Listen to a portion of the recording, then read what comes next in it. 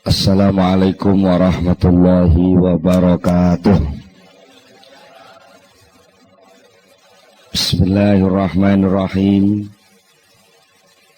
Innal hamdalillahi jami'a.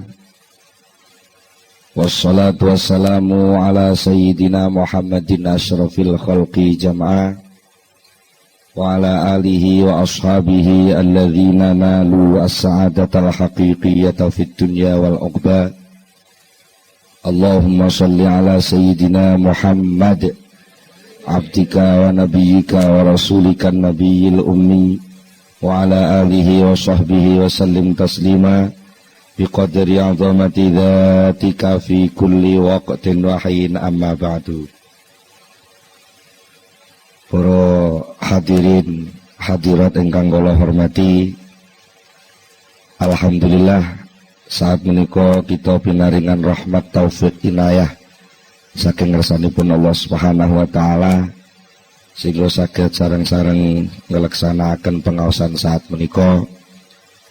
Mugi-mugi anggen kita sami ngaos menika mangke saged dipun catet dening Allah dados amal hasanah kita sedaya lan saged dados sababipun nampi ilmu ingkang manfaat fid dunya wal akhirah.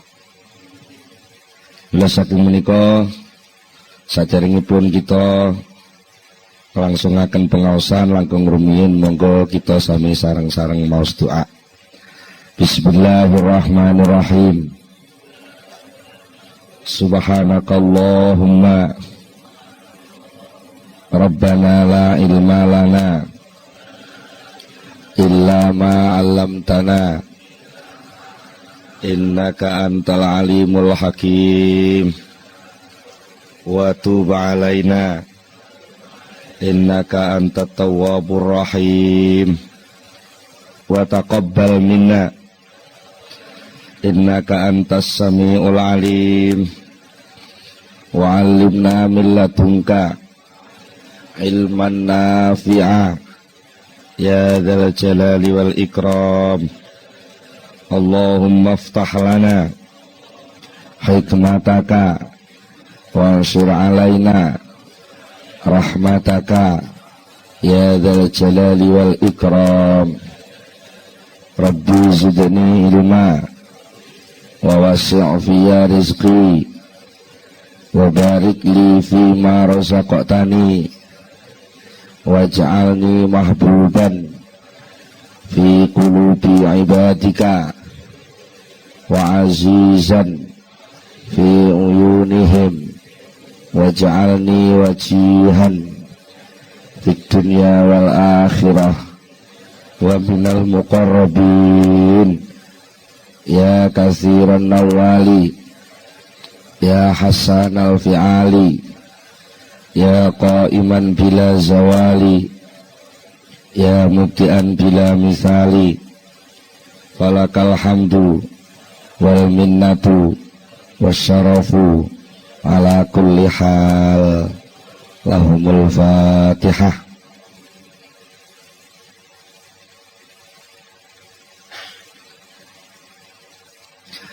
Para hadirin, para rawuh sedaya,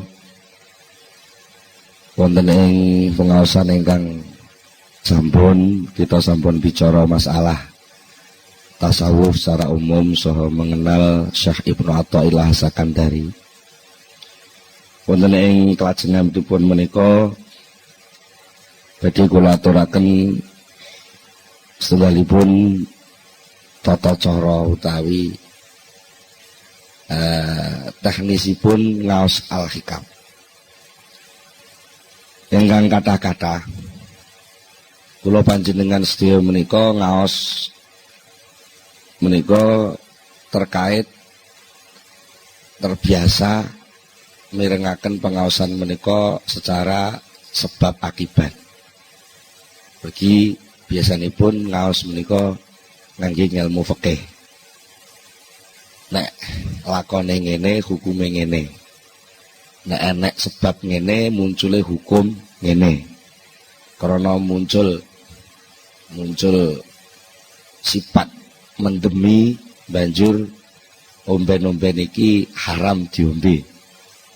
Menika sebab akibat.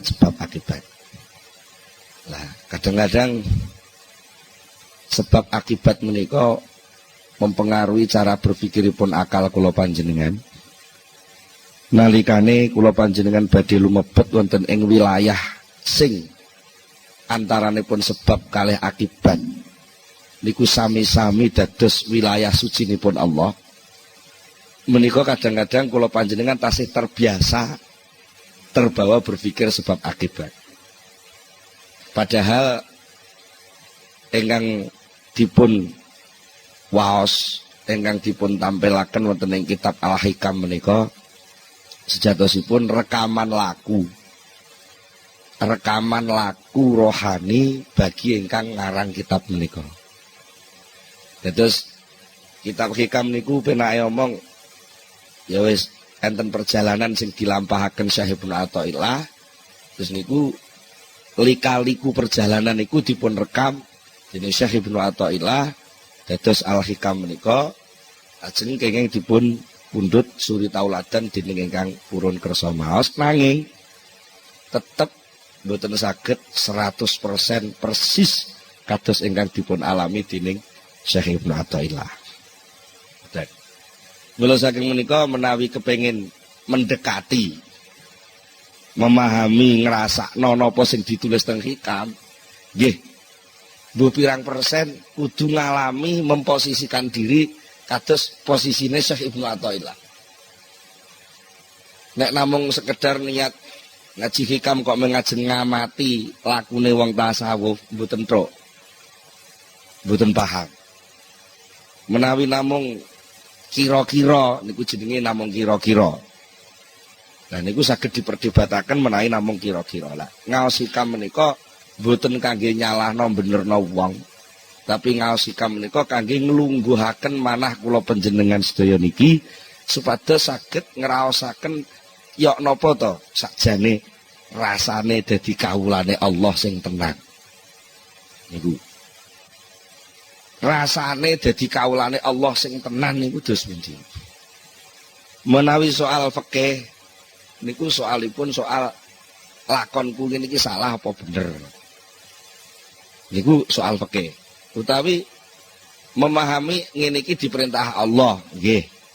Paham diperintah Allah, tapi lek Al-Hikam utawi tasawuf niku pun mboten ngoten. Nglakoni perintahe Allah kuwi lho rasane piye? Ngoten. Benten nggih. Mila lajeng perlu enten semacam arahan menawi mangke panjenengan nuwun sewu mirengaken keterangan saking pengaosan Al-Hikam. Ajeng wonten sing nuwun sewu, wah gak masuk akal ngoten. Pancen Al-Hikam niku sak gedakan. Sak gedakan niku cara ngriki napa? Sepintas nggih. Sak gedakan lawaran ngoten niku gampang bentrok kalih akal. Jane mboten bentrok, cuma kebiasaan akal sing kulino berpikir sebab akibat, terus diajak untuk berpikir tentang sesuatu sing mboten berkaitan kalih sebab akibat, tapi munculnya sebab dan munculnya akibat. Lalu ngerasakno piye lek wis nglakoni sebabe, kapan piye rasane lek nglakoni akibate. Itu apa yang harus dilakukan secara rohani, secara kehambaan, secara keimanan, ketundukan, kesujudan kepada Allah Subhanahu wa taala menika. Kira diringkes apa to tasawuf niku? Tasawuf paknane ya nyahadatno laku sakbare nyahadatno lambe. Kula panjenengan mlebet Islam kan mlebete liwat ungkapan pengakuan asyhadu alla ilaha illallah wa asyhadu anna Muhammadar Rasulullah. Lajeng menika menawi kita ngaos tasawuf ingin benar-benar memasuki wilayah tasawuf, kedah syahadat niku mboten namung teng lesan, tapi benar-benar dirasakno tenan nek ora ana pangeran liyane Allah. Bener-bener nglenggono lungguh tenan lek lakon contoh tumindak sing bener niku lakon contoh tumindake Rasulullah. Di cara wong nuwun sewu disuguhi niku mboten namung dibicara. Iki kula disuguhi toya pethak.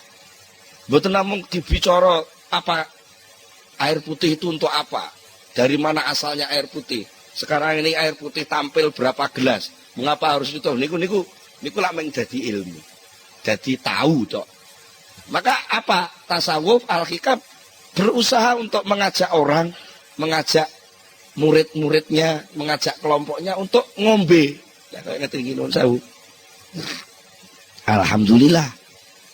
Roh rasane banyu putih. Jenengan kan namung ngertos lek kula minum. Gitu. Tapi jenengan lagi panggah ngelak. Gitu nggih. Panggah ngelak. Bisa roh rasane banyu putih sing kula ombe niki. Jenengan ki kudu melok nglakoni ngangkat gelas, nemplekno pucuk gelas, didokne teng lambe, disedot kaya kula leh nyedot nyeruput. Mengke nggih dilaksanakne tenan rasane. Mergi padha-padha ngangkat, kok kaduan wong ngamati sami. Jenengan pamane nggih ngangkat gelas, kula ngangkat gelas. Tapi bangsa nemplek lambe, jenengan sebul, kula nyedot. Niku nggih pun benten. Mulane ngaji tasawuf kadang-kadang enten sing model nyebul, enten sing model nyedot. Lek ngaji hikam, ngaji tasawuf kok nyebul, arep dienggo ngomentari wong liya, nggih ngamati napa sing didelok. Dari pelaku tasawuf niku jenenge ngaji kitab hikam arep nyebul, mboten roh rasane. Tapi lek ngaji hikam disedot, diserot, diombe, dirasakno, lah niku mengke badhe muncul beberapa reaksi kerohanian, pertumbuhan kesehatan hati sing niku mengke saged dumugi dhateng dawuhipun Allah Subhanahu wa taala, la yanfa'u malun wala banun illa man atallaha biqalbin salim. Suatu ketika hari itu tidak berguna lagi yang namanya harta dan anak buah, kecuali hanya hati yang datang kepada Allah dengan sehat selamat. Sama namun gambaraken atallaha biqalbin salim niku teka teng Allah kok terus ngenteni sok kiamat niku kesuwen. Wong Allah niku mboten tau ndelik, jenengan dadi makhluk Allah niku nggih wiwit dadi menungso nggih langsung dadi makhluk Allah, berarti teka teng Allah niku sak wayah-wayah. Sapa sing iso teka teng Allah, sowan teng Allah, seba teng Allah, wusul teng Allah dengan hati yang sehat, nah, disitulah dia menerima kemanfaatan sejati, kenikmatan hakiki, kebahagiaan abadi yang tidak dipengaruhi oleh perubahan sesuatu apapun selain Allah. Bila saking menika pijakan awal saking pengajian tasawuf menika berusaha ngrasakno nganggo hati, aja kesusu ngomentari nganggo akal. Niki sepisan kaping kalih kitab Al-Hikam niku kitab sing mboten enten bismillah, tegese mboten enten kawitane, nggih mboten enten khatamane. Niki nedahake lek kitab Al-Hikam niku diji pucuke tok nggih kenek, tengahe tok nggih kenek, pungkasane tok nggih kenek, utawa disungsang keng mburi mengarep nggih kenek, keng tengah mengarep mengguri ngoten nggih kenek. Mergi sedaya niku intine namung ngajak syahadat dari berbagai posisi sing dialami dening masing-masing pribadi lan menungso. Kula saking menika monggo dalu niki kita lumebet wonten ing kitab Al-Hikam. Dengan kalau wau sekedhik sampun kula aturaken ngingi masalah landasan awal kangge memahami Al-Hikam boten sanes kejawi manah ingkang sehat, nggih menika manah ingkang iman dumateng Allah Subhanahu wa taala. Pertama kali yang harus dicanangkan adalah keyakinan, kepercayaan yang kuat bahwa tiada Tuhan selain Allah sing iso ngenangene lan ngenekno segala sesuatu niku mung Allah Subhanahu wa taala. Sak liyane Allah mboten enten apa-apane. Iniki kangge omben-ombene ati. Niku dasar awal. Mila wonten ing dawuhipun Syekh Ibnu Athaillah Sakandari ingkang pertama kali dipun dawuhaken nggih menika nyangkut soal ketergantunganipun menungso. Nggih menika soal iktimad. Dawuhipun ngaten. Min alamatil iktimadi 'alal amal nuqsanur raja'i 'inda wujudiz zalal. Min alamatil iktimadi iku setengah saking tetengere gantung Wong kuno lek maknane tetanggenan. Tetanggenan niku cara sakniki ngendel-ngendelke. Duwe piandel.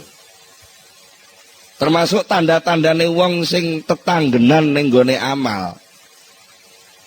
Iku nuqsanur rajai, sudone pengarep-arep.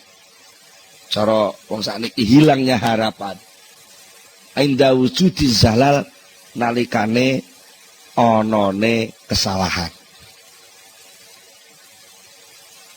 Niki iktimat ketergantungan. Napa to iktimat niku? Iktimat menika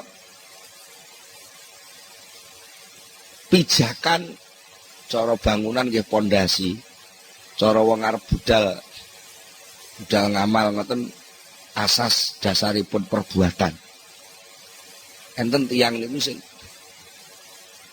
gantungno ngamal, napa gantungno keberhasilan niku melalui pekerjaan.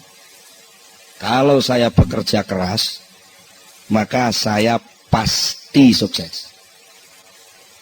Kalau saya beramal sungguh-sungguh, maka saya pasti masuk surga. Nah niki jenenge mengaitkan antara amal dengan hasil. Niki pancen sebagai dorongan wong tuminta koyok-koyok bener. Tapi niku mungkin dibenturke tengene tauhid. Tengene Allah Subhanahu wa taala niku kurang pas. Napa kurang pase? Mergo ngamal niku makhluk. Amal itu makhluk. Makhluk itu ya makhluk, bukan kholik. Karena bukan kholik, amal itu tidak bisa berbuat apa-apa dan tidak bisa membekaskan apa-apa, tidak bisa memunculkan apa-apa. Kalau toh selama ini kita amati, entah itu pakai ilmu sosial, ilmu apapun, ilmu eksak macam-macam bahwa ada sebab dan akibat. Itu sebenarnya bukan yang memunculkan akibat itu sebab tadi. Tapi menurut keyakinan iman la ilaha illallah, sebab itu ciptaan Allah, akibat ciptaan Allah, cuma Gusti Allah lek gawe digandeng bareng. Bukan sebab yang membuatkan akibat. Bukan bekerja yang membuat orang sukses. Tapi bekerja itu ciptaan Allah, sukses itu ciptaan Allah, karo Allah gawene digandeng, dijejerno. Buktinya apa? Suatu ketika Allah punya kehendak juga bahwa antara bekerja keras dengan sukses itu gak digandeng. Wis jeleput cul cilik jare kerja dari yang paling nol dibaya gak oleh loro wis glewang. Niku artinya sebab sukses oleh Allah diputus, maka Allah pun tidak memunculkan akibat. Kadang-kadang Allah juga memunculkan akibat. Sebab itu dirahasiakan oleh Allah. Nah, itu sakarepe dhewe Gusti Allah. Sakarepe dhewe. Sapa ta sing nyono lek Gusti arep dadi presiden? Cara sebab politik mun mboten masuk hitungan kok. Kesehatan wis ora mungkin. Partai politik gak dadi ketua. Partainya ya kalah pisan. Iki cara hitungan pun mboten pantes lek dadi presiden lho kok dadi. Mergo napa? Malikal mulki tu'til mulka man tasya wa tanzi'ul mulka mimman tasya. Karena pemegang kekuasaan itu Allah, bukan manusia. Kalau toh ada orang yang berkuasa itu bukan kekuasaan dia, tapi itu titipan dari Allah. Pas Allah gelem ngangkat dia jadi pemimpin, jadi malik. Tapi lek di tanzi'u, didedel, dicopot, dilengser, ya pira suwene. Dan itu tidak ada yang tahu sapa sing arep diparingi lan sapa sing gak diparingi lan kapan lengsere, kapan munggahe niku rahasiane Allah Subhanahu wa taala. Niku namine iktimat dumateng Allah, artinya apa? Segala sesuatu selain Allah tidak bisa dipakai pijakan. Kalau kita tertipu dengan sesuatu selain Allah dipakai pedoman, sementara segala sesuatu yang selain Allah itu berubah-ubah, maka pedoman kita pun akan berubah-ubah sejumlah barang yang kita pakai pedoman itu. Sehingga muncul yang namanya teori relativitas. Iku maknane apa? Ora kena dienggo ancik-ancik. Wong jenenge relatif kok. Sing pasti namung Allah. Saliyane Allah mboten enten sing mesti. Mula sangka niku nek kowe kepengin gantungno segala sesuatu, nyagerno. Cara wong Jawa Tengah nyagerno. Cara wong mriki napa jagakno. Kowe kepengin jagerno sesuatu, jagakno sesuatu, aja ning liyane Allah, jagakno sesuatu langsung kepada Allah. Termasuk liyane Allah kuwi ngamal. Ngoten. Termasuk liyane Allah niku napa? Ngamal. Lah nek enek-enek wong gantungno amal, maka dia akan terombang-ambing oleh amal itu sendiri. Lek ngamale sukses, ngamale bener menurut jalur rancangan sing ditetepno, dia merasa pasti jadi. Tapi lek rancangan amal ini pun melenceng saking rencanane, dia terus ngelokro. Wah, gagal ini. Seakan-akan gak ada harapan jalan keluar lagi. Karena merasa jalan satu-satunya ya liwat program mang. Lek program memang gagal ya hasilnya gagal pisan. Padahal ada kekuasaan Allah yang bisa menarik seseorang bisa mendapatkan kesuksesan tanpa melalui sebab sing diamali niku wae. Niki jenenge bertauhid. Bertauhid. Dados enten sing takok, biasanya enten sing takok, terus pundi terus suruh bekerja keras. Tapi lah kok diomongi jadi kerjaan itu nggak ada nilainya, nggak ada apa-apanya. Niki perlu panjenengan sedaya pahami, orang Islam itu ditaklif, diperintah dening Allah untuk bekerja. Bekerja termasuk amal itu bekerja. Salat itu bekerja. Nggih.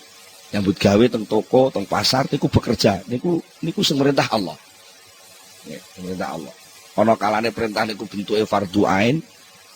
Masing-masing orang harus mengerjakan bentuk yang sama. Niku namanya fardhu ain. Enten sing fardhu kifayah. Masing-masing orang kewajibannya tidak sama. Niku fardhu kifayah. Buka toko buku niku fardhu kifayah. Terus Pak Hari buka pom niku fardhu kifayah. Mergo lek pom ditutup kabeh nggih kabeh bingung. Mane niat buka usaha ampun niat sekedar golek bati. Eman-eman. Buka usaha niku niate nglakoni perintahe Allah sing rupa fardhu kifayah. Dadi wong tani nggih ngoten. Dadi wong tani niku buka lakon pertanian lho. Niat ingsun nglakoni fardhu kifayah. Niku jenenge amal al-matlub. Pekerjaan yang diperintahkan, dituntut oleh Allah kepada hamba yang namanya manusia. Ketika hamba itu dituntut mau melaksanakan pekerjaan, dia diridhoi, didemeni, disayangi, dimaremi Allah Subhanahu wa ta'ala. Sementara pada saat yang sama juga dia dituntut, diperintah oleh Allah untuk tidak menggantungkan keberhasilan amal itu kepada amalnya. Artinya hasil dari amal itu jangan dikaitkan dengan pekerjaan yang dia jalankan. Wangel nggih? Angel. Napa kok angel? Mergo latihane cul cilik gak ngono. Latihane cul cilik iji SD wae wis dituding-tuding. Kowe lek gak gelem sekolah gak iso urip kowe. Kadung dingonokne. Gene niku pun mancep cul cilik. Sampai dadi nganten men mbek maratuane dituturi. Wong wis duwe bojo ya kudu usaha. Lah ora usaha bojomu urip pakani apa? Lali lek enten jenenge takdir pandung keng Allah niku lak. Soal kebutuhan mangan, kebutuhan hidup. Soal sukses dan tidak sukses niku sing ngedum Gusti Allah. Soal kerja sing merintah Gusti Allah. Apa bedane? Pandum karo perintah beda. Lek pandum niku sing ngerjakne Allah. Lek perintah sing ngerjakne kawulane. Beda banget ta? Tebe. Lah krana pandum niku pekerjaane Allah, urusane ki Allah sing ngurusi. Kapan tekane, nganggo cara apa suksese, liwat ndi sukses iku teka. Nggih ngoten ta nggih. Panjenengan piyambak kadang duwe rancangan wis mening-mening wis pokoke mesti go. Ngoten. Ibake teko mbepok gagal. Kadang-kadang wis diputusne gagal aku oleh urip iki kene. Gagal rencanane wis ibake dadakan moro enek wong mara. Lagi perkara arep lunga ngoten mawon. Menungso niku sering kecelek kok. Sering kecelek nggih. Wis gak iso budal aku. Gak iso. Keri-keri ora enek kancane teko saya budal. Niku lagi di luar rencanane menungso. Lan niku dadi gitu. Dadi. Lah nek ngono tengok-tengok ae ora usah usaha, jenenge wong purek. Purek terus mesti purek, wong diperintah ora budal lak purek. Mergo napa dianggep budale niku ora enek gunane lho, soal guna gak guna sing mutusi duduk kowe. Guna gak guna sing mutusi Gusti Allah. Napa anggit sampean salat niku enek gunane? Cobi sampean pikir, salat niku enek gunane? Wong mek jengkang-jengking, ngambusi lemah, ngubling ngoten niku. Nuwun sewu niki. Sampeyan pikir napa ngono kuwi enek gunane? Mboten enten to cara akal lho nggih, pandangan akal. Apa yang bisa tumbuh dari pekerjaan sholat? Enggak ada apa-apanya.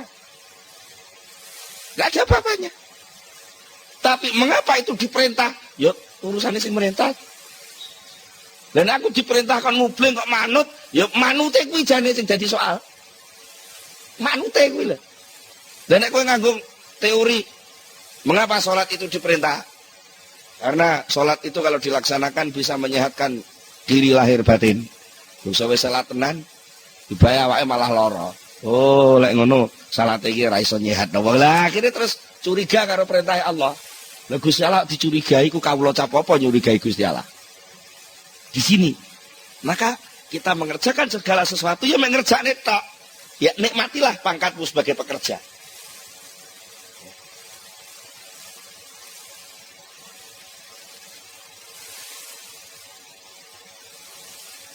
Nikmatilah pangkatmu sebagai pekerja, karena pekerja, pangkat pekerja, amil, itu penghargaan yang luar biasa.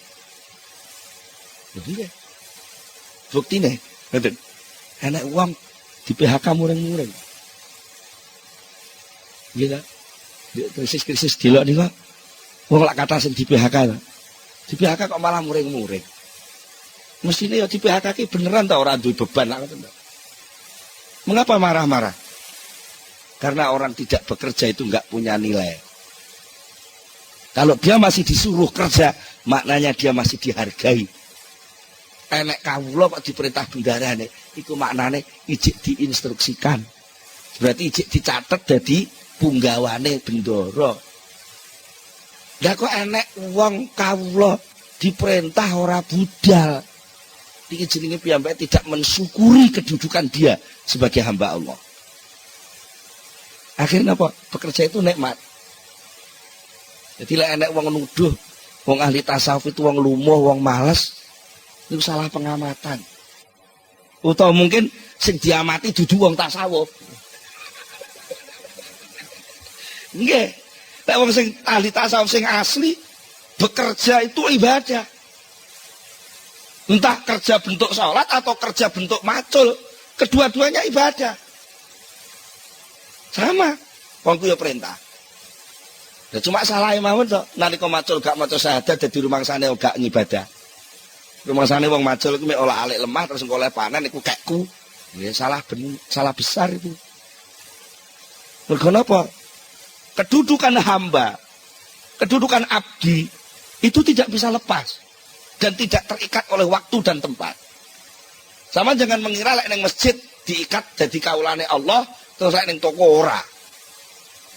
Lek sampean duwe keyakinan ngono maknane sampean rumangsa iso brojol saka wilayah kekuasaane Allah. Napa saged? Betul saged. Kok enek suasana brojol saka kekuasaane Allah. Lha engko lek Gusti Allah duwe kekuasaan terbatas. Buktine lha iku enek menungso iso metu. Gila wilayah kekuasaane tuan rumah mungkin ada batas. Ini ruang tamu, ini ruang pribadi, ini ruang tengah, ini ruang makan, ada batas-batas. Nek wis metu kok pager jenenge wis duduk wilayahku. Niku lek kula sing kuwasa. Kuasane Allah mboten enten pager ya. Tak terbatas. Maknane napa? Pangkat kawula sing nemplek teng menungsa. Niku esuk ya kawula, awan ya kawula, bengi kawula, setengah wengi ya kawula, tegese pangkat kawula itu enggak pernah lepas. Sampeyan teng toko ya kawula, teng kantor ya kawula, teng sawah ya kawula, ning masjid ya kawula. Kenapa kok lalu ada keyakinan lek ning masjid kawula tapi lek ning sawah ora kawula? Lah niku akibatnya muncul penganggap seperti itu sehingga merasa bebas ketika keluar dari masjid, ketika merasa bebas keluar dari masjid, merasa enggak ada ikatan. Ketika merasa nggak ada ikatan, nggak ada hukum, ketika nggak ada hukum sakar PDW, nalika sakar PDW tabrakan karo kancane. Itu